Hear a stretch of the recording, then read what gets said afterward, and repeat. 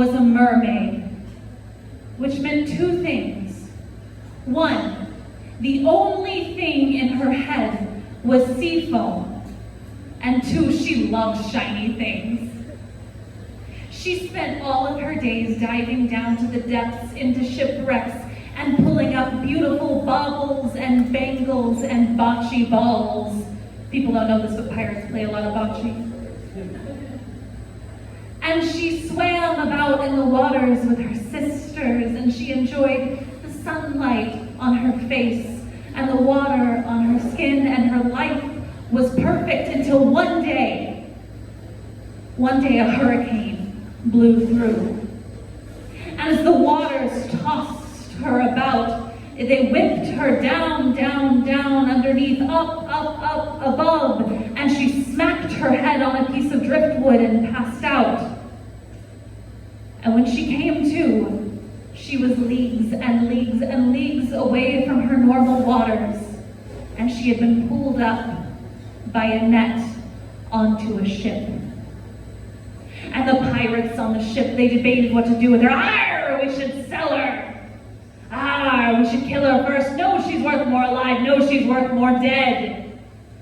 And the debate went on as the sun rose high and as it set low. And when night descended, the pirates still had not decided what to do to her, and they were nearing their cove, and they went to bed.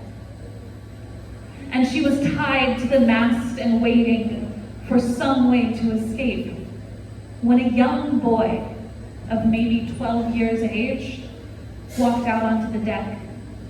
And he started swabbing the deck, cleaning every inch.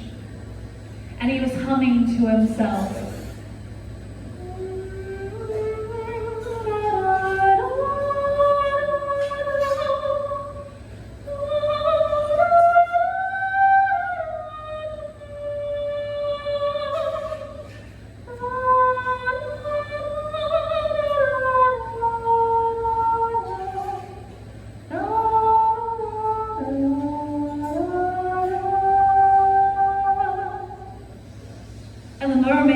Taken aback by his beautiful voice in this tune.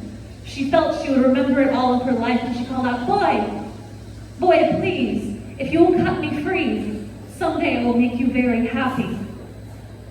And the boy smiled, and he nodded, and he took out his knife, and he cut Akmea free, and she slipped into the water. And it did not take her long to find her way home. And as she swam, the bubbles in her head started bubbling, and soon she forgot the boy altogether. She went back to her life of enjoying the sunlight and the water and the bubbles and the bangles and the bocce ball, until one day there was a hurricane. And she was blown up onto this beach.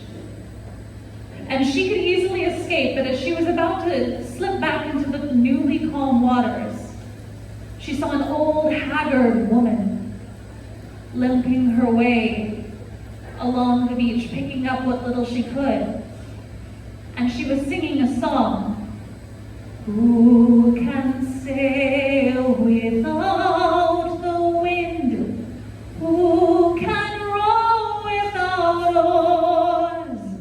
Who can leave behind a friend without shedding a tear? And something in that song sparked Akmea's memory. And she called to the woman, she said, Woman, how do you know that song?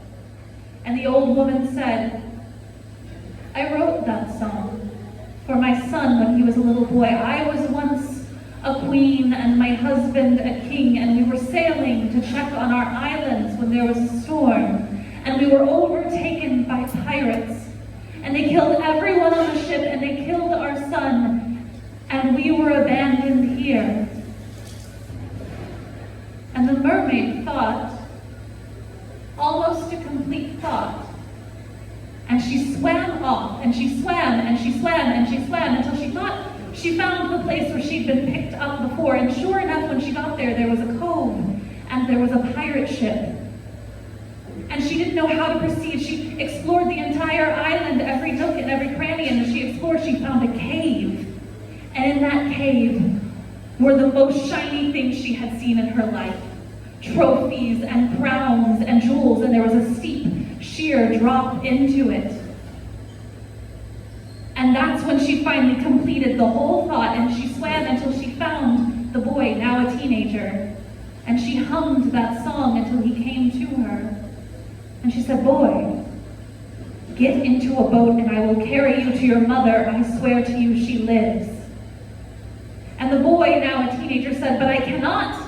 The pirates can sail so much faster than you can swim. They will catch us, they will kill us." And she said, "Well, then we shall kill them first." And the boy was nervous about killing. He had never stabbed anyone before, but she told him, "You do not have to stab anyone. All you have to do is tell them that on the east side of this island, there is treasure in a cave. And you must go with them until they get to the cave, and then you must back off at the last minute." And so he did as he was told. He went to the king of the pirates and he said, "King of the pirates, I have treasure for you. I found it in the cave on the east side of the island." And the pirates were so excited, they all took off at once because they wanted to gather up the most gold for themselves. And they traipsed over the mountain and through the hills, and they got to the cave. And when they got to the cave, the boy backed away. And as he did, as they proceeded forward, the rocks became slick and moss-covered, and one by one they slipped and fell into the cave and the waters below where they drowned. And the boy walked his way back to the beach where Akmea was waiting with a boat, and he got inside. And he got into the boat, and they took off through the waters, and they swam a great many leagues before they arrived on that beach. And when he set foot, there was an old woman on the beach, and he called out the rest of the song.